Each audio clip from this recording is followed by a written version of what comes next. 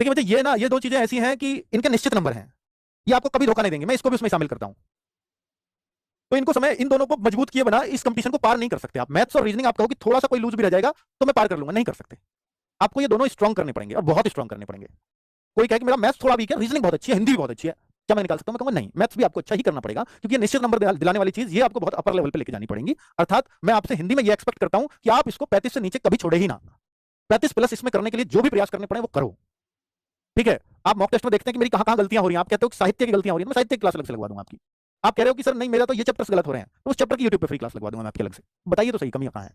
ठीक है, बस सिलेक्शन पे फोकस होना चाहिए। बाकी रीजनिंग एक ऐसा सब्जेक्ट है जिसको सब लोग ये उम्मीद करते हैं कि मेरी 35 प्लस हो ही जाएगी।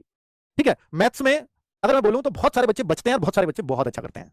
मैं उनसे कहूंगा कि जिनका मैथ्स वीक है, आप अपना समय सबसे ज्यादा, मैं तो कहूंगा अगर वीक मैथ है तो 3 आवर्स का समय सिर्फ मैथ्स को दो, अगर वीक है या उतना स्ट्रांग नहीं है तो 3 घंटे का समय आपको मैथ्स को देना चाहिए। मुझे लगता है कि रीजनिंग के लिए 1 से 1.5 घंटा अपने आप में पर्याप्त है।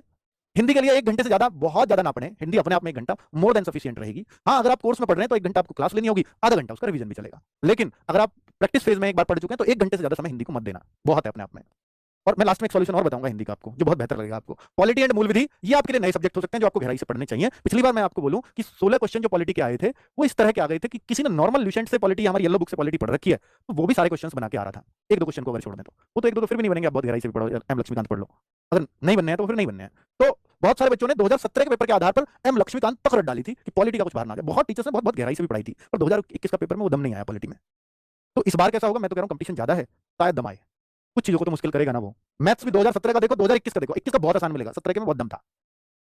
तो ये जो 16 क्वेश्चन है, ये आपके मतलब ये डिसाइडर भी हो सकते हैं सिलेक्शन को, क्योंकि मूल विधि सबके लिए नया है, सब पढ़ेंगे, सब बराबर सही करेंगे, क्योंकि सब पहली बार पढ़ रहे होते हैं।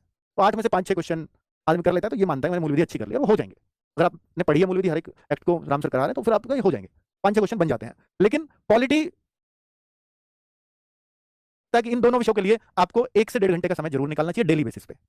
और बाकी जो जीके, अदर जीके, मैं ये मानता हूं कि आप और कंपटीशन की तैयारी करते रहे होंगे, उसके लिए बहुत समय देने की आवश्यकता नहीं है। आप जैसे हैं, जो बुक आपने उसके लिए पढ़ रखी है उसी को एक बार रिवाइज कर लें। मैं उसमें येलो बुक बहुत अच्छे से सजेस्ट कर सकता हूं आपको, 200-250 पेज है, 2-3-4 बार पढ़ सकते हो, तो उसको पढ़ लो। वो 15-16 की जीके जो है उसमें यूपीजी के नहीं है, उसमें करंट अफेयर्स नहीं है। तो आपके उससे अलग जो 16 जो 16 क्वेश्चन आएंगे, उनमें से मैं मानता हूं कि भाई 2-3 या 4 क्वेश्चन, 3 क्वेश्चन तक आपके करंट अफेयर्स और 2-3 क्वेश्चन ही आपके जो है यूपीजी के, उसको छोड़ करके जो जीके बनेगी उससे बन जाएगी, है ना? वो काफी हद तक बन जाती है, मतलब बाकी सब तो आप उसमें पढ़ोगे ही। तो ये मैंने आपको एक टाइम टेबल बताया है जो आप कर सकते हो, जितना हर कोई इतना समय निकाल सकता है। एग्जाम डेट आपको 4 सप्ताह पहले ही मिलेगी, उन्होंने बताया है। पर इसमें एक क्लैरिटी और मैं आपको देना चाहता हूं कि उन्होंने जब 4 सप्ताह बिल्कुल लिखित में दे दी है, तो इसका मतलब इतना पहले तो पक्का ही बताएंगे, वो बिल्कुल लेटेस्ट साइड लेकर के चले हैं। पर अगर वो नहीं भी बता पाए तो मतलब 4 हफ्ते पहले तो तब भी बताएंगे, नहीं तो 2 महीना पहले। जैसे अब आप इसका देख लो ना, एएसआई की या कंप्यूटर ऑपरेटर की 1 नवंबर डेट अब आ चुकी है, क्लियर हो चुकी है, 1.5 महीना पहले हो गई है। तो सेफर साइड अपना 4 हफ्ता उन्होंने लिख दिया, तो 6-8 हफ्ते पहले मान लो आपको डेट ऑफिशियली मिल जाएगी।